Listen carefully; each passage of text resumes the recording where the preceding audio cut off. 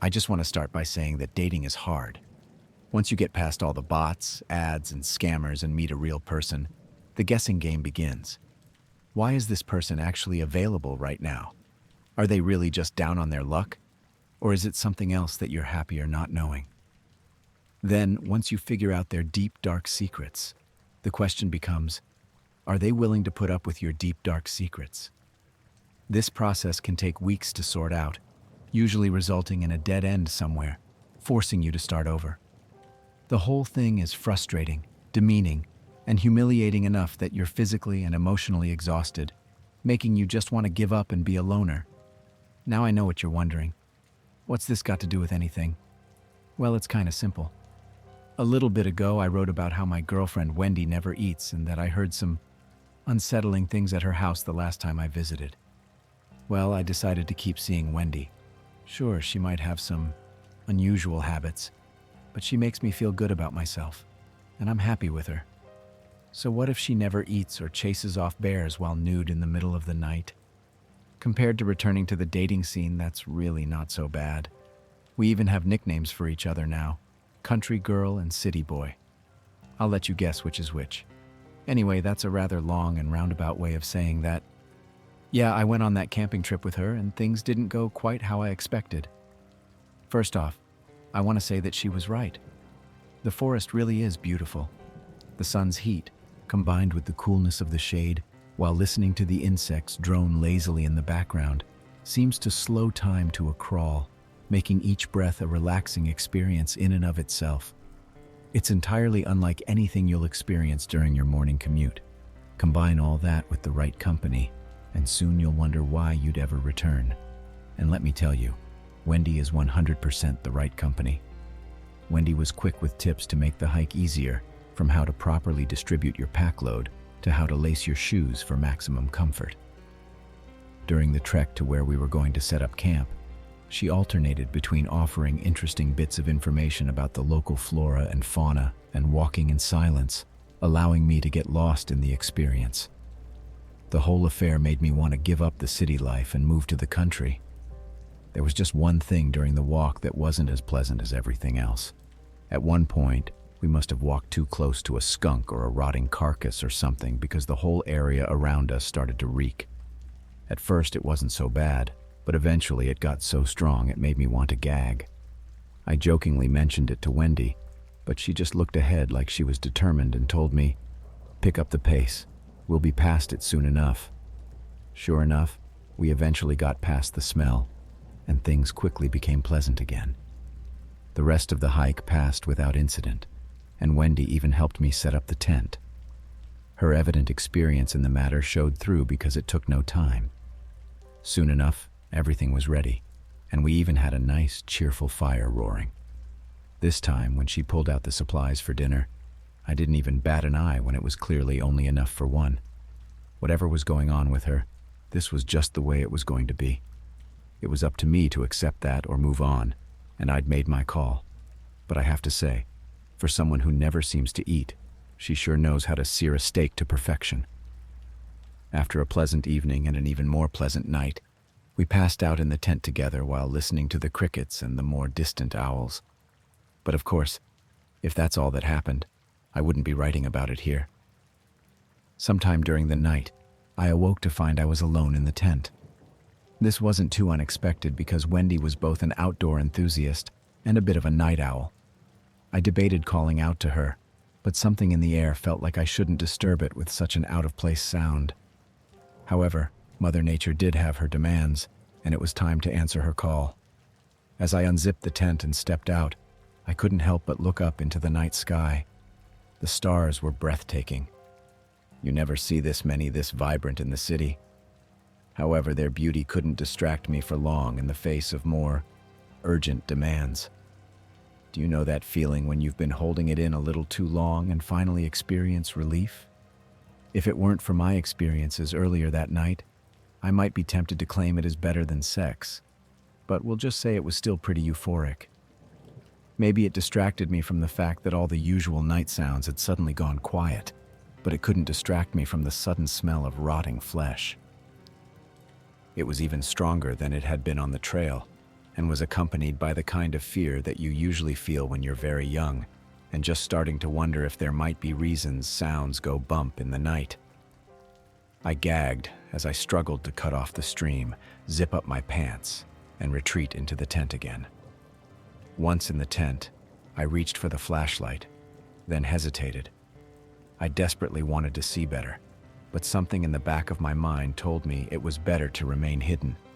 Of course, I don't know how well hidden a blue tent in the middle of the forest can be, but turning on a flashlight would be like activating a beacon for everything within a few miles to see.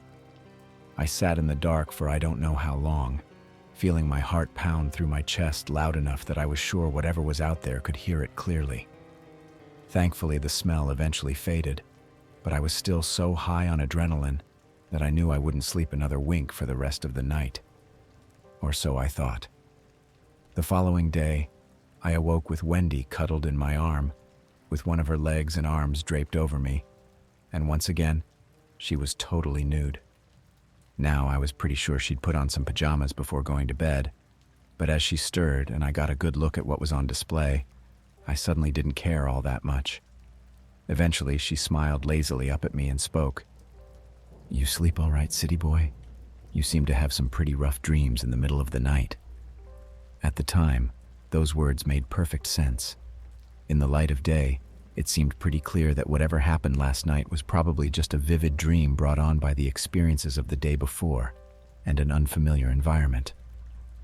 After a bit more time together, we decided to get up and tackle another day in the forest. However, when I finally crawled out of the tent, I could see our entire camp was in disarray. It was like something had gone through and tossed everything around. A few of the more delicate items were totally demolished. After a moment, I called out, Hey, you might want to take a look at this." As Wendy crawled out of the tent, she made a face. "Must have been a bear. They usually don't come out this way, so I wasn't too worried about them. I guess that's on me, sorry." A bear. That kind of made sense. At least I told myself so. As we were cleaning up, I even saw tracks, though in my inexperience as a city boy, I would have said they belonged to a dog, not a bear. A huge dog, maybe a wolf. What was even odder was when I found what looked like hoof prints. Looking at the prints, I realized that deer must be much bigger than they look on TV since they were more than twice as long as my hand.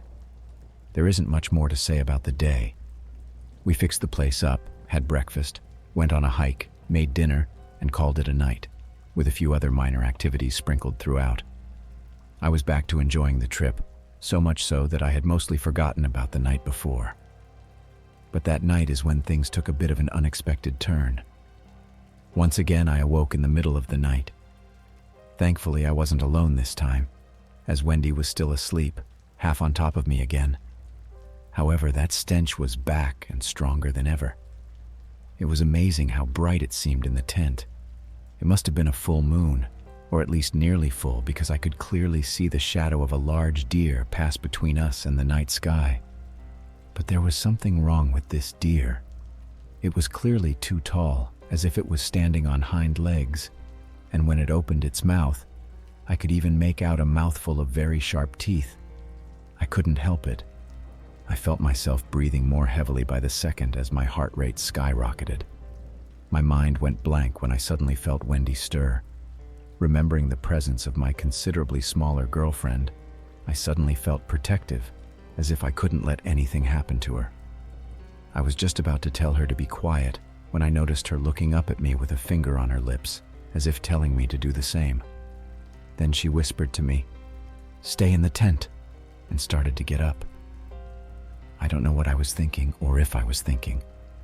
All I knew was I couldn't let Wendy go out to face whatever that was, so I reached out and grabbed her wrist before she could exit the tent.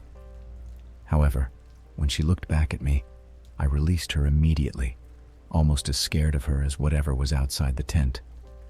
Her eyes reflected light back at me like a cat's, and I could see the nails on her hand growing as I watched. In half a moment, she turned back around, opened the tent, and climbed outside. I will never forget the sound I heard at that moment. After I got home, I looked up the calls of a bunch of wild animals, and in hindsight, I'd say it was like a compilation of an elk call, a rabbit scream, and a mountain lion scream, but impossibly loud. Wendy shouted in answer, her tiny human voice sounding so frail in comparison.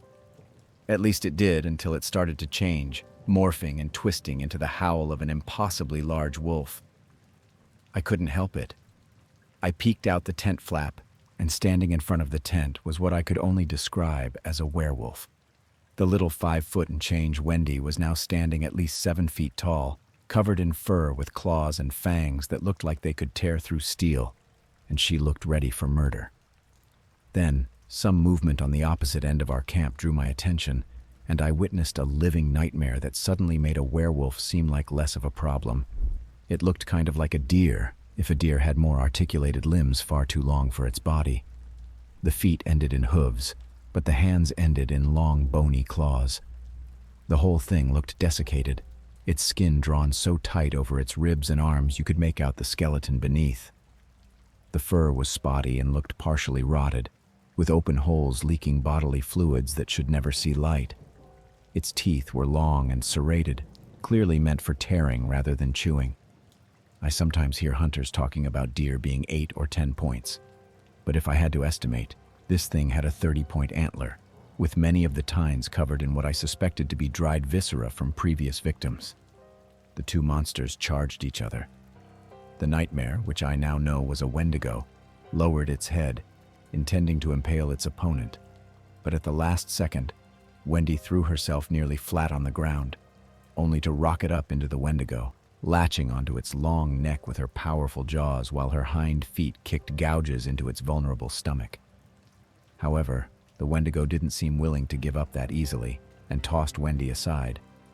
She hit the ground hard and was soon set upon by the other monster.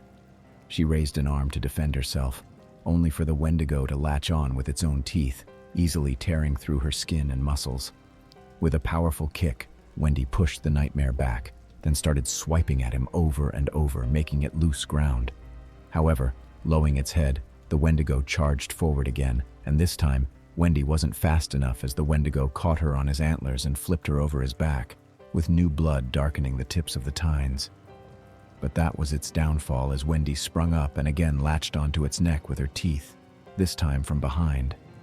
The nightmare struggled in vain, occasionally raking Wendy with his claws, but she refused to let go and began ripping and tearing her way through its neck until she grabbed hold of its antlers, and with one final jerk, the head came free. I don't have the heart to describe what came next, but let's just say the sound of flesh being torn and eaten is much more distinct through the thin membrane of a tent than a closed cabin window. Time passed, at least an hour, maybe 2 or 3. It's hard to say for sure. I don't know what I expected to happen next. Maybe I was going to be next, or perhaps I'd wake up from this nightmare. But eventually the adrenaline passed, my eyes grew heavy, and I fell asleep again. When I awoke in the morning, I was alone this time. There was no sign Wendy had come back. I'd half hoped she'd still be here telling me I'd had another nightmare, but I don't think I would have believed it again. It was kind of sad and lonely packing up our things by myself. I debated bringing Wendy's stuff with me, but I'm not that good of a hiker and wasn't confident I could pull it off, so I just left her things in her pack inside the tent.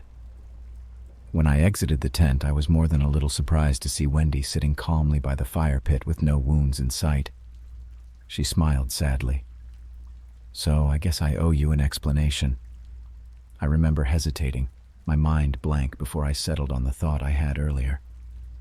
"What, you're not going to try and convince me it was a nightmare again?" She looked around at all the destruction in the campsite. Earth was kicked up, trees had claw marks gouged out, and there were signs of blood splatter everywhere. "I didn't think I could convince you this time." I nodded as I looked around. "Yeah, I guess not." Then I looked back at her. "You know, for a bit there, I was starting to think you were the monster eating people out here." Wendy pointed at herself, then laughed. "Wait, me? Wendy the Wendigo? Don't you think that's a little too on the nose?" I couldn't help it. As weird and messed up as everything was, as disturbing as everything I learned was, this was the Wendy I knew and cared for. So I laughed with her. "Yeah, maybe so. Long story short, we're still together."